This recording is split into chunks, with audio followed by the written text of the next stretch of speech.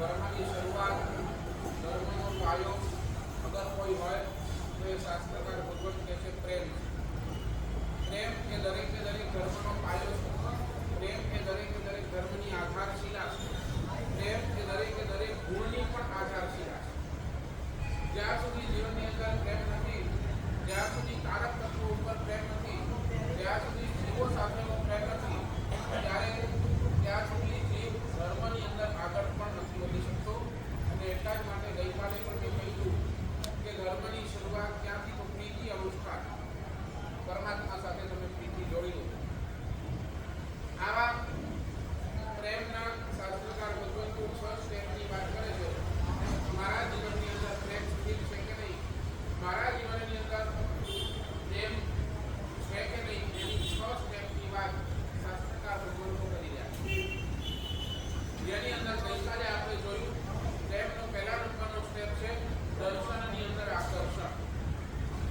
પરમાત્માના દર્શન કરો અને દર્શનની અંદર એટલો બધો રાગ હોય, એટલો બધો આકર્ષણ હોય, એટલું બધું આકર્ષણ હોય કે દર્શનનું આકર્ષણ આપણને પરમાત્મા સુધી લઈ જાય, પરમાત્માના પ્રેમી બનાવી દે.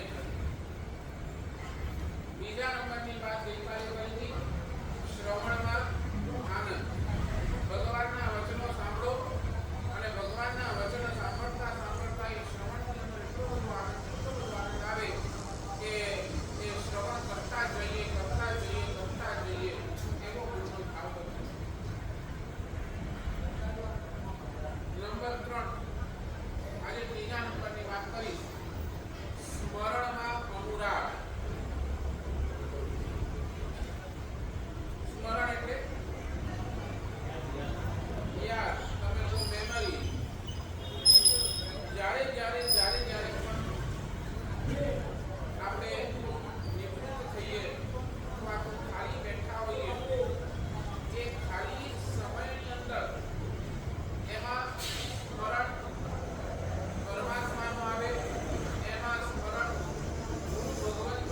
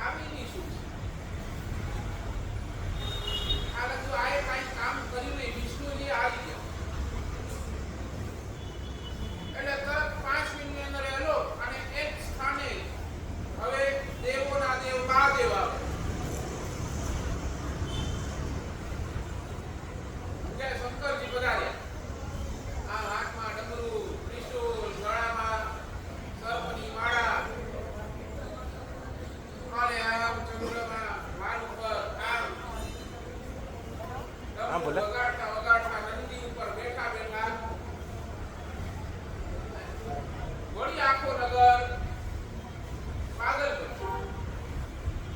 આજે તો ત્રિદેવના દર્શન અમને સખી વળી પાસે ત્યાં ગઈ સુલસા ને અરે સુલસા આજે તો રાજગૃહી ધન્ય બની એક સાથે ત્રણે દેવો બ્રહ્મા વિષ્ણુ અને મહેશ હાલ તો ફરી હવે તો હાલ શું કરું તારા મહાદેવ પાસે જઈને હું છે તારા મહાદેવમાં કઈ આપણે બરાબર જાવું હતું અને ઓલો અંબળ વળી જોયે છે કે આ સુલસા આવી આ પણ કઈ જામે એવું તરત 5 મિનિટમાં મહાદેવ ગાયબ અને એક 5 મિનિટમાં સાક્ષાત તીર્થંકરનો રૂપ લઈને આ અંબળ પધાર્યા. તેનો તીર્થંકર પરમાત્માનો રૂપ અને તીર્થંકર ભગવાન વિહાર કરીને આમ રાજગૃહની અંદર પ્રવેશ કર્યો. આખી રાજગૃહ વળી રાણી બની. આજે તો આ સ્વયં તીર્થંકર ચાલીને આ તીર્થંકર પરમાત્મા ચાલીને સામેથી આવી રહ્યા છે રાજગૃહની. અને વળી સખીઓ ગઈ સુલસા પાસે અને સુલસાને કીધું બ્રહ્મા આવ્યા તું ના આવી, વિષ્ણુ આવ્યા તું ના આવી, મહેશ આવ્યા તું ના આવી, હવે તો તારા ભગવાન આવ્યા છે. હવે તો હાલ કે મને લાગતું નથી કે મારા ભગવાન આવ્યા છે. શું કહે છે સુલસા? મને નથી લાગતું કે રાજગૃહની અંદર મારા ભગવાન મારા વીર આવ્યા. તો સખીઓએ પૂછ્યું કે કેમ ભાઈ તને કેમ નથી લાગતું? મારા ભગવાન જો રાજગૃહની અંદર આવે ને મારા ભગવાન આ રાજગૃહની અંદર પ્રવેશ કરે અને સુલસાના રોમ રાજી વિકસિત ન થાય એવું બને જ નહીં.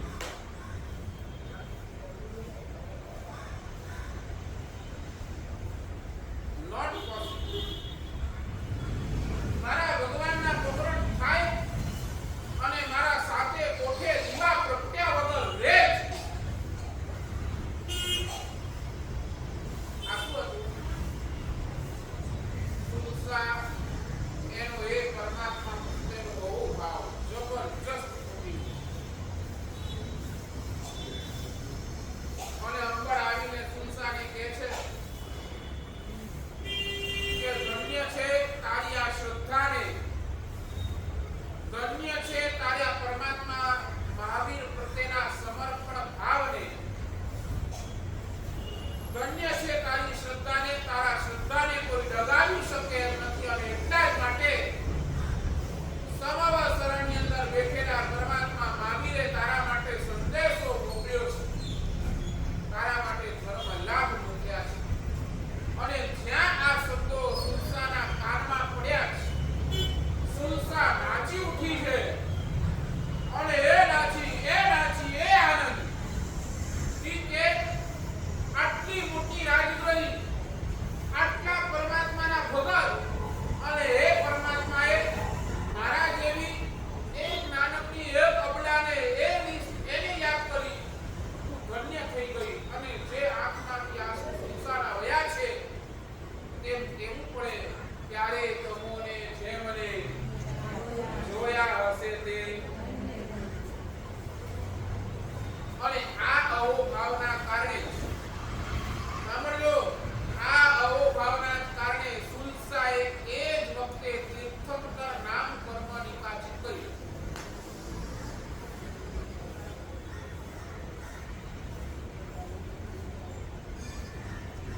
શું લાગે છે? જગતનું સર્વશ્રેષ્ઠ પદ, આ જગતનું સર્વશ્રેષ્ઠ પદ રિઝર્વ કરી નાખ્યો કોણે?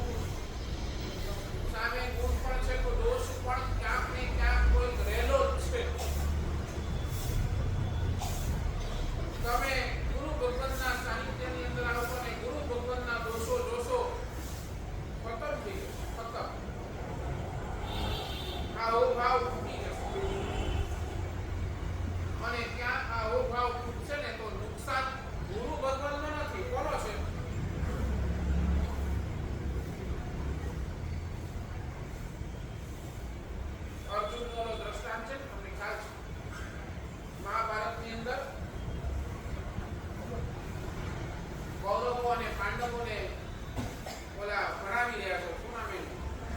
દ્રોણાચાર્ય. ધનુર વિદ્યા શીખવાડી રહ્યા છે. અને એક દિવસ એ લોકોની ટેસ્ટ લેવામાં આવે છે. ટેસ્ટ દૂર ઝાડ ઉપર એક નાનકડો લાકડાનો પોપટ મૂકી દેવામાં આવ્યો છે. અને દરેકને બોલાવીને દ્રોણાચાર્ય એટલું જ કહે છે કે દોસ્ત, સામે ઓલો ઝાડ, એના ઉપર પોપટ, લાકડાનો પોપટ અને એની આંખ તમારે વીંધવાની છે. એક પછી એક બધાને બોલાવે છે. બોલ, તારે શું દેખાય? બોલો કે મને ઝાડ દેખાય, ઝાડની ઉપર બેઠેલો પોપટ દેખાય, એની આંખ દેખાય, મને બધું જ દેખાય, ઝાડ ઉપર એનો ફળ દેખાય, આટલા બધા પાંદડા છે, આ દેખાય, બધું દેખાય. અને બધાને દ્રોણાચાર્ય ફેલ કરી નાખે. નો, તારું કામ નથી. અને પછી અર્જુનને બોલાવે છે. અર્જુન, રેત, તીર અને કમાન, બોલ તને શું દેખાય છે? અર્જુન કહે છે, બસ માને ઓલી પોપટની આંખ જ દેખાય છે, બીજું કાંઈ દેખાતું નથી. તેમ શાસ્ત્રકાર ભગવંત કહે છે કે અહીંયા સદમસ્તતા છે. ગુરુને પણ ત્યાં સદમસ્ત થયા.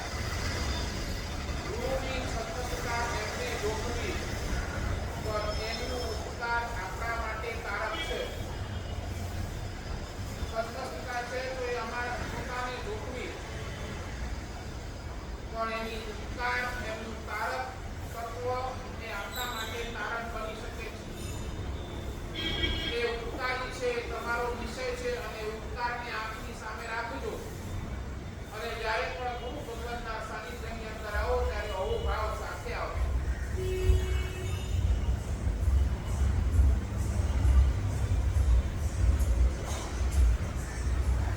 સાનિધ્યની અંદર આવો ભાવ. નંબર 5,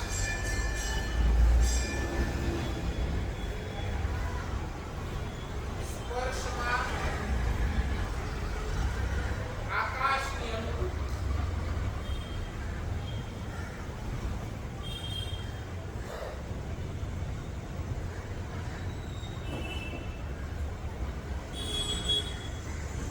સ્પર્શમાં આકાશની અનુભૂતિ.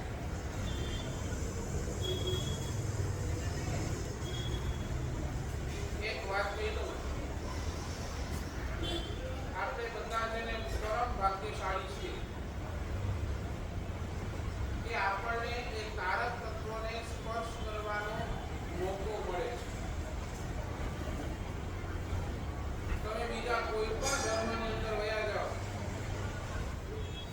ચાલો ને હિન્દુના કોઈ પણ મંદિરની અંદર જાઓ, તમને એ મૂર્તિને સ્પર્શ કરવા મળે. કોણ કરે એનું સ્પર્શ? એના ખાલી જે પૂજારી હોય એ એને સ્પર્શ કરે. તમે લઈ જાઓ, એના માટે ફૂલ લઈ જાઓ કે જે પણ લઈ જાઓ, કોણ ચડાવે? તમે ચડાવો. બધું એ પૂજારી જ કરે. પણ એક આખો સદભાગ્ય છે, એક આ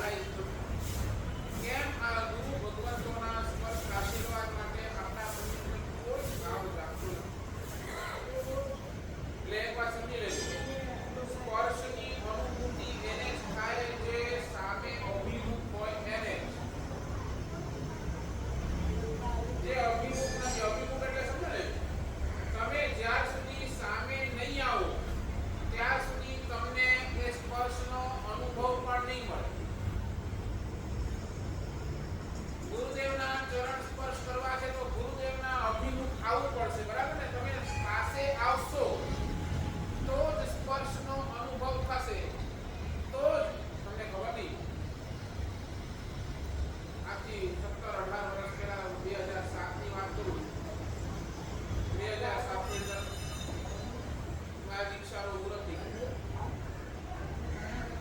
લક્ષાધિપતિ પાસે ગયા. એ વખતે ગુરુદેવ સાગર શ્રી મહારાજા સાહેબ એમની પાસે ગયા અને દીક્ષાનો મુહૂર્ત અને એના માટે વિનંતી કરી.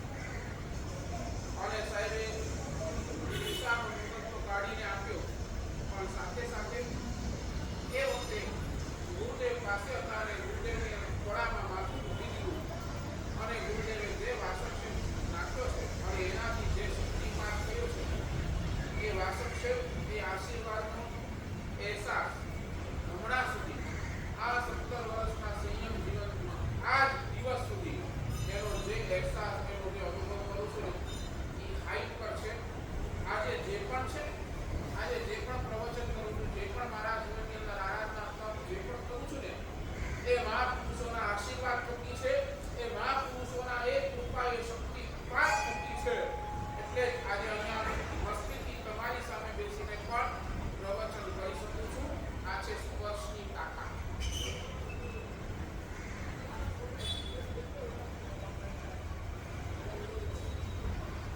ઉત્તમ પુરુષોના સ્પર્શથી જે દૂર થઈ જાય, સમજી લેજો એના જેવો દુર્ભાગ્ય આ જીવનની અંદર બીજો કોઈ છે. અને એટલા જ માટે તો શાસ્ત્રમાં લખ્યું જીન તેરે ચરણો કી શરણ ગ્રહ. બસ ભગવાન મને બીજું કાંઈ નથી જોતું, તારા ચરણની પાસે મને બેસવા મળી જાય એ જ મારા માટે સૌથી મોટી મૂડી.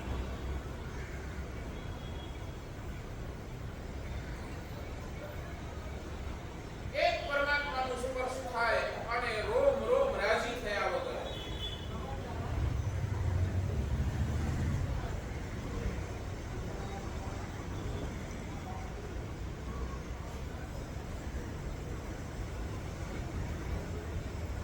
સ્પર્શમાં આસમાનની અનુભૂતિ. આસમાન કેટલો વિશાળ અને જ્યાં સ્પર્શ થાય ત્યાં એ વિશાળતાની અનુભૂતિ થયા વગર રહેલી. અને નંબર 6 સમર્પણમાં અમૃત.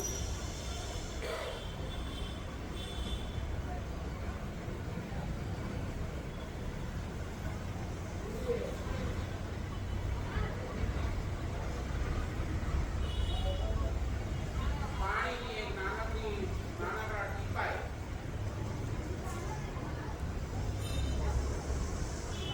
ભગવાનને પ્રશ્ન કર્યો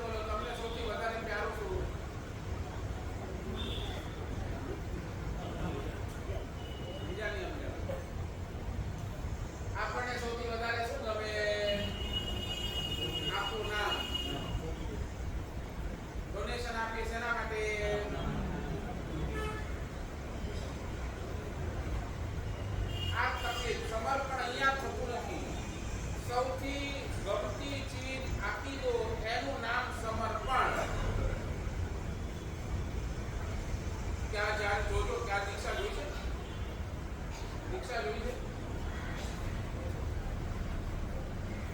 શું થાય રિક્ષાની અંદર?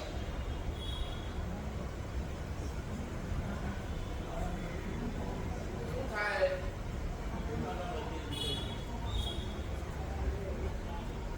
બધું જે પરિવાર ગમતો હતો એ છોડવું પડે. અને જેને ક્યારે જોયું નથી, જેને ક્યારે ઓળખ્યું નથી, એવા પરિવારની અંદર રહેવું.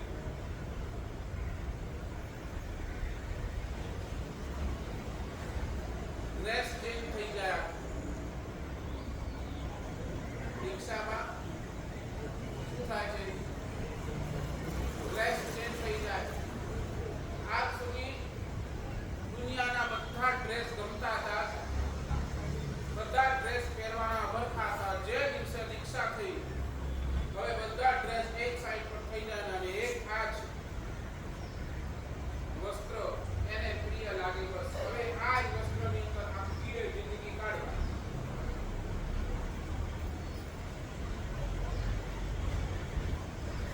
નંબર 3, વાળ બહુ ગમતા. સૌથી વધારે શું ગમે? 24 કલાકમાં માત્ર ઓઢ્યા જ કરો, ઓઢ્યા જ કરો, ઓઢ્યા જ કરો. અને વાળ પણ ગયા. મમ્મા મુંડા વેહ, મમ્મા પંખા વેહ. એટલે મારા મસ્તકનું મુંડન કરો, મારા વેશનું પરિવર્તન કરો.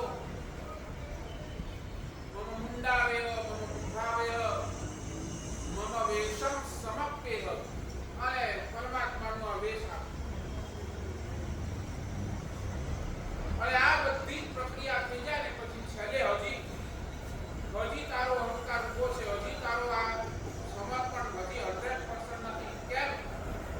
હજી તારા સંસારનું નામ તારી સાથે છે. દોસ્ત, અહીંયા આવ્યા પહેલા એ નામને પણ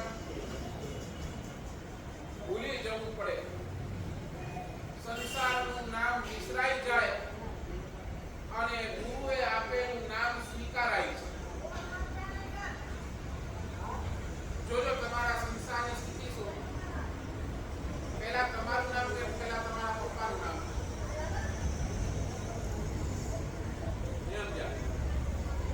પહેલા તમારું નામ રાજેશભાઈ કે તેના પપ્પાનું નામ? તમે લખો કેવી રીતે? પહેલા ફર્સ્ટ નેમ, પછી મિડલ નેમ,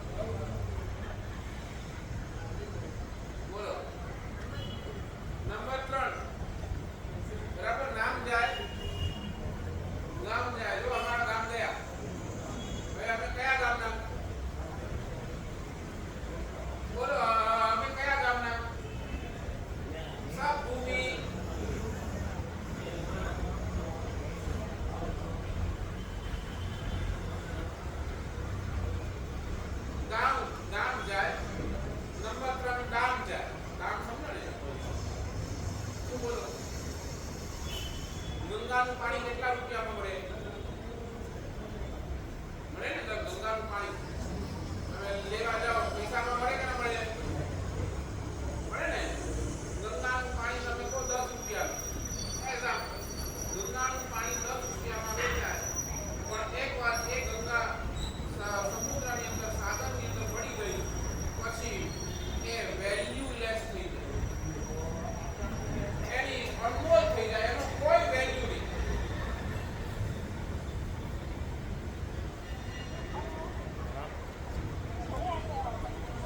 બરાબર? નામ જાય, ગામ જાય, કામ જાય અને કામ પણ જાય.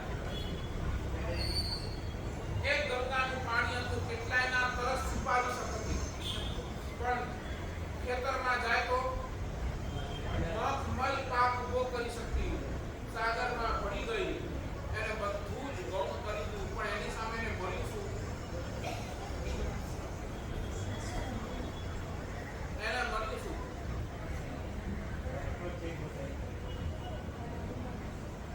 મળ્યું શું? સાગરનું જેવું ને બધું જ ગંગાને મળી. સમુદ્રને રત્નાકર કહ્યું, બરાબર ને? રત્નાકર એટલે જેના પેટાળની અંદર અનેક રત્નો છુપાયેલા છે. એ બધા કોનું? બધું ગંગા. સાગર કે તું મારી અંદર ભળી જા, પછી મારું જે છે ને બધું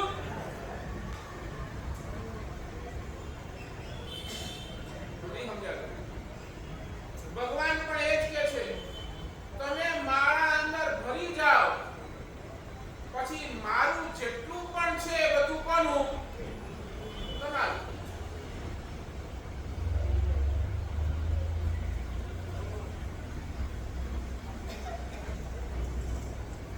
ગંગાને ક્યારે રત્નાકર કહી તમે? રત્નાકર તો કોને જ કહ્યું? ગંગાને તમે ક્યારે ગંભીર કહી? ગંભીરતા ગુણ કોનો?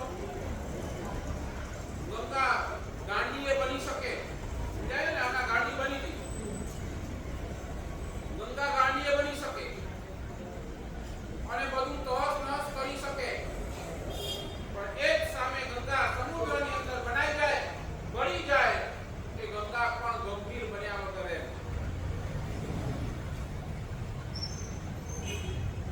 એક વખત ભગવાનને સમર્પિત થઈ જાઓ, ભગવાનના અનંત ગુણ એ આપે.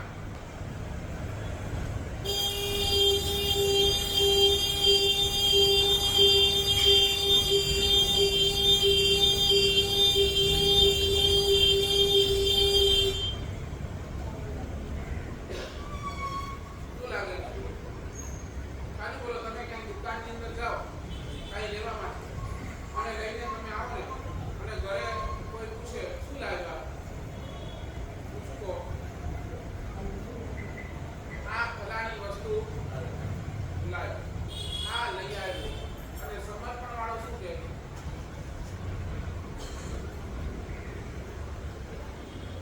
નહીં સમજ્યા?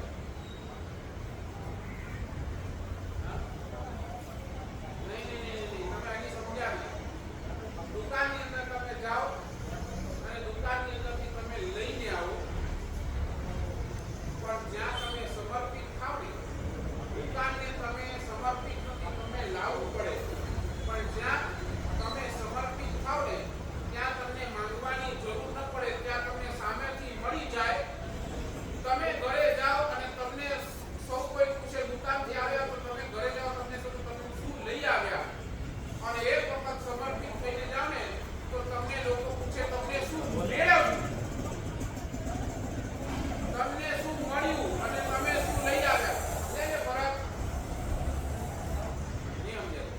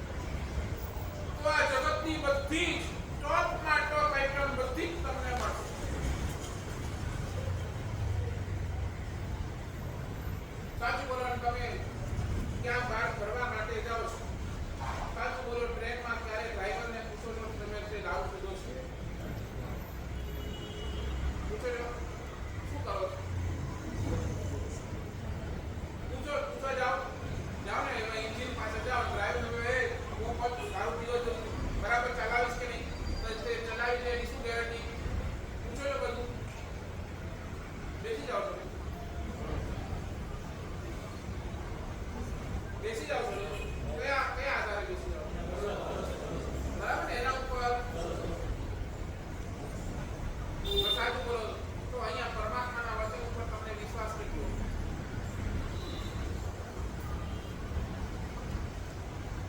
તમારા કલ્પસૂત્રની અંદર લખ્યું પુરુષ વિશ્વાસે વચન વિશ્વાસ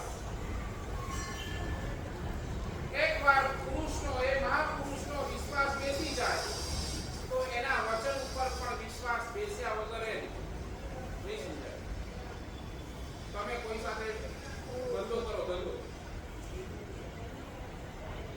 એકવાર તમે માલ આપો અને એને તમને ટાઈમ ઉપર પૈસા આપ્યા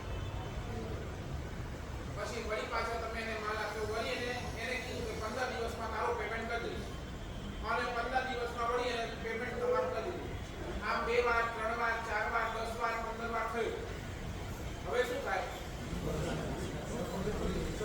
હવે એના ઉપર હવે તમે એને આંખ બંધ કરીને માલ કોઈ તમે દુકાને નથી તમારો દીકરો દુકાને જાય છે તમારો દીકરો દુકાને જઈને ઓફિસે છે અને તમારો દીકરો તમને ફોન કર્યો કે ફલાણા વ્યક્તિ માલ લેવા આવ્યા છે તમે શું કહેશો હા જેટલું જોઈએ એટલું આંખ બંધ કરીને એને આપી દે તમારો દીકરો કરે અરે ભાઈ એના પૈસા ક્યાંય દીધા એના પૈસા આવી જશે શું છે એક વખત તમને ઓલા પુરુષ ઉપર વિશ્વાસ બેસી ગયો પછી એ કે નહીં આ વખતે છે ને તને 1 મહિનાની અંદર પૈસા આપી દે તમે શું કહો ભલે વાંધો નહીં તારા વચન ઉપર વિશ્વાસ છે તું 15 દિવસ કહીને 15 દિવસમાં આપી દેશે 1 મહિનો ઠીક છે આપણો આટલો વર્ષનો સંબંધ છે 1 મહિનો જા આપી દે શું થયું પુરુષના વિશ્વાસે એના વચન ઉપર પણ આપણને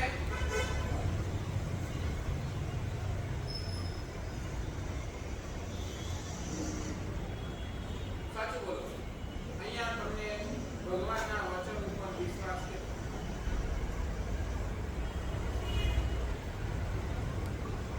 નહીં સાચું બોલો આમાં કેટલા ટ્રેનની હવાઈ જહાજની મુસાફરી કરી છે સાચું બોલો તમને પાયલટ દેખાય તમને કેવી રીતે પ્લેન ચલાવે છે શું કરે છે દેખાય તમને દેખાય નથી છતાં તમને વિશ્વાસ છે કે આ બરાબર થઈ જશે તમે ક્યારે ઓલા પાયલટને મળ્યા સાચું બોલો હોટલમાં કેટલા જણા ગયા છે જમવા માટે બરાબર સાચું બોલો હોટલની અંદર જમવા માટે ગયા તમને રસોઈ દેખાયો કેવો છે શું નાખે છે શું કરે છે દેખાય જોવા ગયા તમે ઓલા રસોડામાં કે કયા વાસણ લે છે શું કરે છે છતાંય તમે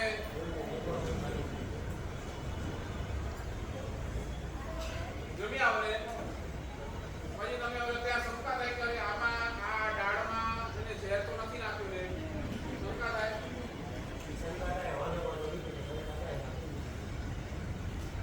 શંકા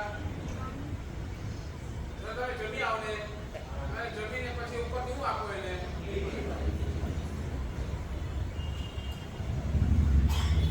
સમજ્યા રિસ્ક ફેક્ટર તો બધે જ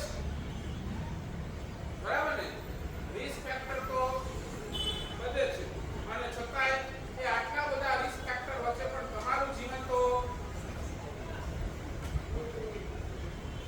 અને અહીંયા આવો ને સાચું બોલો અહીંયા ભગવાનના વચન ઉપર વિશ્વાસ કેટલો અહીંયા રિસ્ક ફેક્ટર લેવા કેટલા તમે તૈયાર નિયમ અહીંયાથી એક નાનકડો નિયમની વાત કરું ને મારા નિયમ નહીં તો તૂટી જશે તો સમજાય છે કેટલો બધો અવિશ્વાસ છે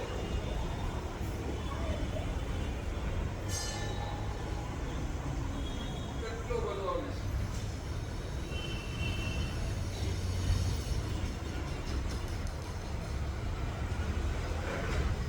કોઈ આવે મારા સાહેબ બહુ તકલીફ છે કઈ જવાબ આપો નહીં આપીએ જવાબ પણ આપીએ પછી એનો પ્રશ્ન શું છે મારા સાહેબ ગણતો તો બધો કમ થઈ ગયો અરે હજી ઓલા ચાલુ નથી